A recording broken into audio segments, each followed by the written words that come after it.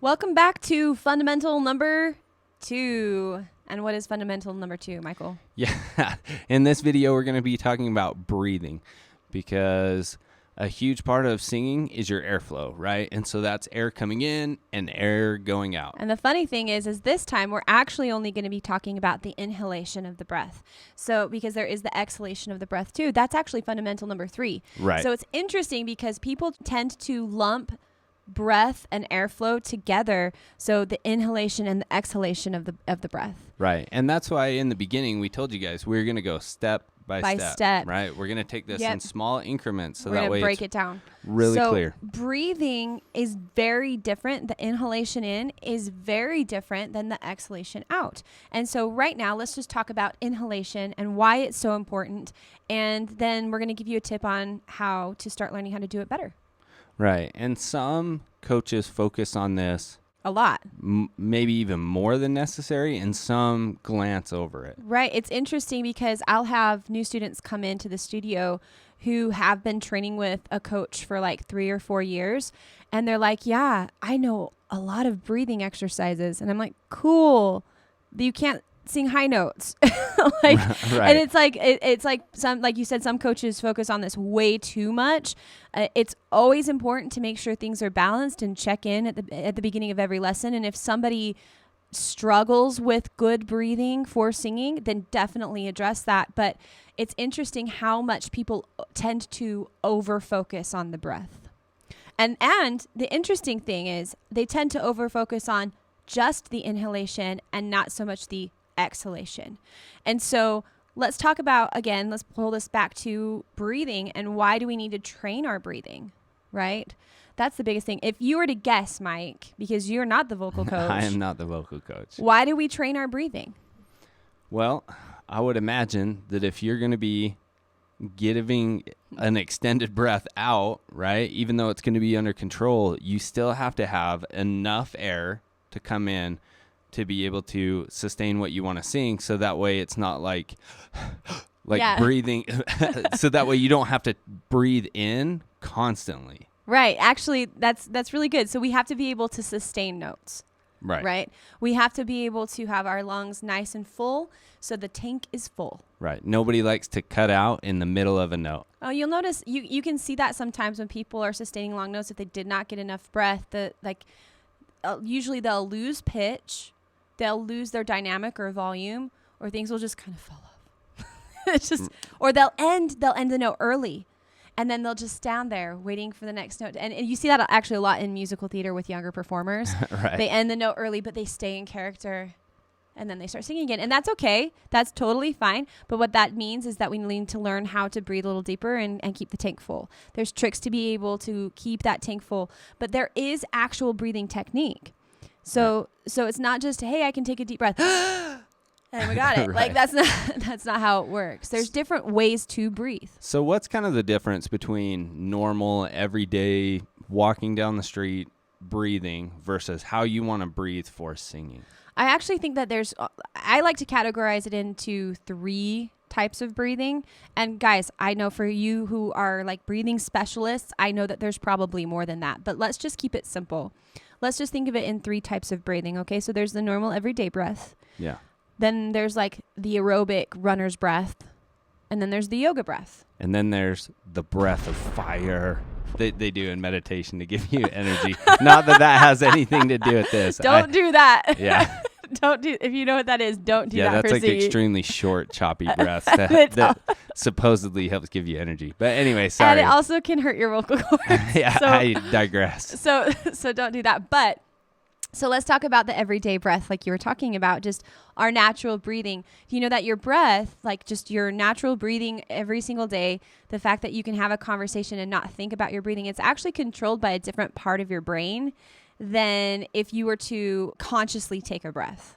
So that's an interesting thing to note. Right, because your normal everyday breathing is on autopilot, it's on right? autopilot. So you don't have to think about it. Your body just naturally There's does a part of your brain that controls your heartbeat and your breath, and so your body naturally just kind of does it. And that's, why we yawn sometimes. It's 1, because your brain needs more oxygen, or 2, because your brain is too hot and it needs to cool down. And so that's your body's natural way of just saying, hey, we got to get some extra air. right? And we got to be able to cool this thing down. So all of that is controlled by a separate part of your brain that is constantly working behind the scenes. So that's what I would say. Everyday breath, it can be shallow. Sometimes we hold our breath. Sometimes we don't breathe very deep. It's just kind of whatever you need to speak and to survive. Okay? Right. But And typically people aren't using full capacity of lungs when they are just having everyday breath. Right. And I think a lot of that is kind of controlled by, like with your everyday breath, it's kind of controlled by your emotional state, right? When It definitely can when be. you're anxious or excited, you're going to breathe like faster and more shallow. When you're more relaxed, it's probably deeper, longer breaths. Yeah, for sure. Or when you're tired, you actually breathe more shallowly, right? Right. So that there's that too. So that's kind of breath number one. That's the type of breathing number one. Okay. Okay, so breathing number two, I would say, is a runner's breath. And the interesting thing about this is it's a really high, shallow breath, right? So think about when your heart rate is super high, you're running, you're playing sports, you're doing a spin class, like whatever that is, you tend to breathe like it's a pant, right? Pants are very high. You kind of get to your bronchial tubes and a little bit of your lungs, and you don't get a full expansion. And then the other thing you notice is that typically your shoulders rise when you take these breaths and you kind of breathe into your higher chest. We don't see a full expansion of rib cage when we have these breaths, right? And it's because our heart's beating really fast and we need extra oxygen very quickly to keep, the blood pumping and to keep your brain cooled and all of the things. And so we tend to have these panting breaths. That does not serve us when we sing because we are, again, not filling up the lungs. But it's interesting because it's a natural thing when we breathe through our mouth. It's a primal thing for us to breathe high in a pant. Okay? So if you actually ask someone to take a deep breath through their mouth, naturally, because it's a primal instinctual thing, they will breathe high. So you can see someone go, right? And they get their chest really high because they're thinking, yeah, I'm taking a big, huge, deep breath, and their shoulders will go up, and you're just like, yeah, that is not filling up your lungs right now. But everyone thinks that it is because their muscles up here get so tight and their chest rises. So obviously they're taking a deep breath. But guess what, you guys? It's just going through your bronchial tubes and into the top of your lungs. We're not really filling these basically bags that we fill up with air. Your lungs are way bigger than that. Yeah, no, they shrink down a little bit when they're not full. Right? But then they expand and they're almost the size of your rib cage. They come all the way down to the bottom. You can't even see my hands because they're so low. So the interesting thing is we just breathe very high when we're in that runner's breath, that pant breath. And again, that is associated primally with your body with taking a mouth breath. So it's very difficult to train someone to breathe deeply through their mouth, interestingly enough. So what would you say are some of the elements that you need to be focused on when going into, because I'm assuming that singing breath is getting that full deep breath like you were saying, right? You got to get everything full. Yeah. So I actually like to consider the third type of breathing, yoga breathing, right? Okay. So you have the aerobic high pant breath that we do through the mouth. And then you have the deep yoga breath that is fully open and sustainable. We even talk about in yoga, expanding the rib cage and doing all these things. But so here's the funny thing. When we take a yoga breath, do we breathe through our mouth or our nose? Probably through your nose. The nose. You breathe through your nose. So interestingly enough, the primal reaction to a nose breath, so this is something that you naturally do, is a deep breath. So you can try this right now at home, and you can try this too, Mike. So take a deep breath through your mouth. Tends to be up here, right? Yep. Now take a deep breath through your nose. Yeah, you definitely feel it down low. You can feel it in your belly. Yeah. Right? You can feel your abs react when you breathe in through your nose. Now, do it again and do a nose breath so you can feel until you feel it to capacity. Now, where do you feel the tightness? Up high still. You still maybe feel it up middle. high? Maybe in the middle. Maybe in the middle. So what we want to do is we want to be able to take that nose breath down deep so you can feel it in your belly. And then you also want to feel the sides of your rib cage expand. See, if I'm focused on that, I can feel it there. Okay, then try it one more time. Let's try it one more time and see if you can feel that. Now you're feeling it down low instead of up here. And notice also your shoulders are not rising. Right. Okay, so the trick then is being able to get this nice, low, silent breath, because here's the other thing. When you pant, we can hear it. Right. That means that your trachea and your vocal cords aren't fully open, so we're actually not getting full capacity of breath because there's something blocking it. Yeah. In a nose breath, everything's fully relaxed and open. But you don't have the ability to actually do that when you sing, right? You can't like sing a note and then go. I know. Unfortunately, we don't have the time to catch our breaths with a nose breath. I wish we could. Unless you're singing like deep meditative music. Right? And so that's the first thing is like normal breathing versus breathing for singing. I think we touched on that, right? Now we understand that we have to get kind of this deeper nose breath. It comes from there. Right. And that's more of the idea of what we're going for.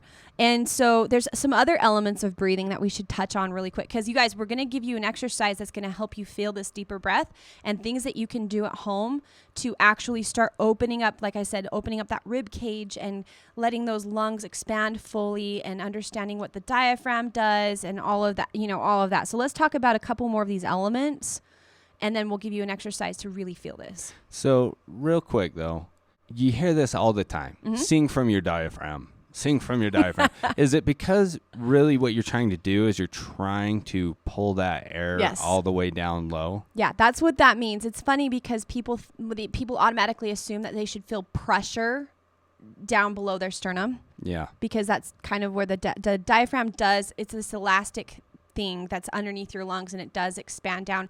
What its job is to actually act as a vacuum to pull the air into your lungs. Okay, so the diaphragm is important, and it does work for us. However, the interesting thing is you can't really feel your diaphragm. You more feel your abdomen tighten. Mm-hmm. And so what we're not looking for your abs to get super tight when we're breathing. It's almost more of a mental picture of, hey, this is going to be low breath. Breathe into that diaphragm, let that expand down.